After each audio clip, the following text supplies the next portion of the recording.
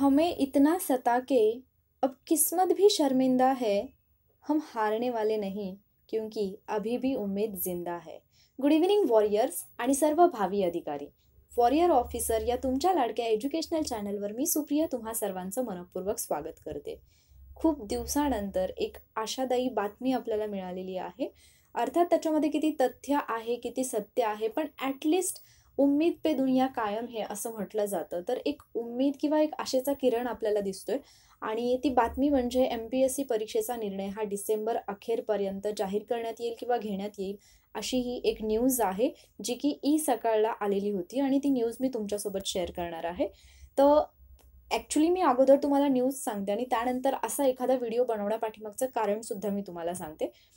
तर MPSC परीक्षेचा निर्णय जो आहे तो डिसेंबर अखेर घेण्यात येईल आणि असा प्रस्ताव जो आहे तो मंत्रिमंडळाच्या उपसमितीसमोर मांडण्यात आला आहे. तर आपल्याला माहिती आहे की MPSCच्या ज्या एक्झाम आहेत तर त्याच्या बाबतीत निर्णय झालेला नाही, पण तो निर्णय काही दिवसात होईल असं सामान्य प्रशासनाचे उपसचिव DS करपते साहेब यांनी सांगितलेलं आहे.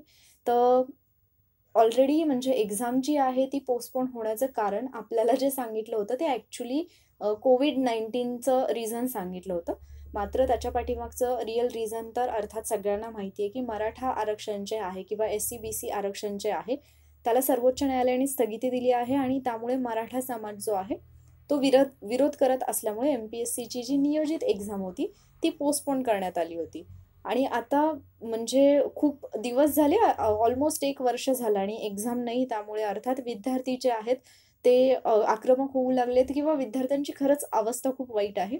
आणि त्यामुळे मग ही एक्झाम लवकर व्हावी म्हणून सामान्य प्रशासनाकडं एक प्रस्ताव जो आहे तो आयोगाने पाठवलेला आहे, असं सूत्रांनी माहिती दिलेली आहे, असं न्यूजमध्ये आलेलं आहे. आणि आत्ता तो जो प्रस्ताव आहे तो राज्य सरकारच्या मंत्रिमंडळ उपसमितीपुढे ठेवण्यात सुद्धा आला आहे. मग आरक्षणासंबंधीचा अंतिम निर्णय तुम्हाला तर माहिती आहे की डेट पुढची जी आहे ती 25 जानेवारी ऑलरेडी दिलेली आहे.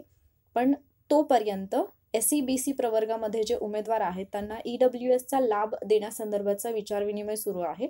आणि त्यामुळे मग जर समजा असा काही डिसिजन झाला तर कदाचित डिसेंबर अखेरपर्यंत परीक्षेसंदर्भातला निर्णय होईल अशी माहिती सामान्य प्रशासन विभागातल्या वरिष्ठ अधिकाऱ्यांनी दिलेली आहे. तर एक्झाम कोणकोणत्या पोस्टपोन झालेल्या आहेत हे आपल्याला माहिती आहे. राज्यसेवेची पूर्वपरीक्षा, त्याचबरोबर अराजपत्रित गट ब संयुक्त पूर्वपरीक्षा ज्याला आपण कंबाईंड एक्झाम म्हणतो, ग्रुप B, त्याचबरोबर अभियांत्रिकी संयुक्त परीक्षा या एक्झाम पोस्टपोन झालेल्या आहेत. त्यांची जागा तुम्हाला त्यांच्या ज्या जागा आहेत, रिक्त पदं आहेत ती तुम्हाला इथं दिसत असतील.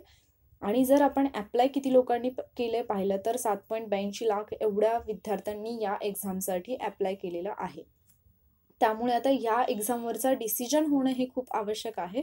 आणि DS करपते साहेबांनी असं सांगितलेलं आहे की मंत्रिमंडळ उपसमितीसमोर हा प्रस्ताव मांडण्यात आलेला आहे. त्यामुळे त्याच्यावरचा निर्णय झालेला नाही, पण डिसेंबर अखेरपर्यंत तो होऊ शकतो.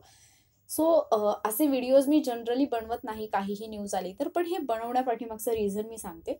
एक्झामबद्दलची काहीच अपडेट आपल्याकडे नाही आहे आणि एक्झामबद्दलची अपडेट नसल्यामुळे बरेच वॉरियर्स जे आहेत ते अजूनही अभ्यासाच्या बाबतीत तितकेसे सिरियस नाही आहेत किंवा ज्यांनी अगदी म्हणजे झोकून दिलं होतं स्वतःला, ज्यांची एवढी तयारी होती की ते म्हणजे एनीहाव ते क्वालिफाय झाले असतील, तर त्यांचा काही कारणांमुळे किंवा ही सिच्युएशन तशी आहे की जी आपली मानसिकता बनू देत नाही अभ्यासाची. त्यामुळे तुम्ही अभ्यासापासून मे बी थोडे दूर गेला असाल तर एक आशेचा किरण आपल्याला दिसतोय. आणि जर समजा असं झालंच डिसेंबर अखेर जर खरंच डिसिजन झाला तर ते आपल्यासाठी चांगलं आहे, आपली एक्झाम लवकर होईल. तुम्ही पुन्हा एकदा अभ्यासाच्या प्रवासामध्ये यावं हा माझा एक प्रामाणिक हेतू आहे आणि म्हणून मी ही न्यूज तुमच्यासोबत शेअर केली.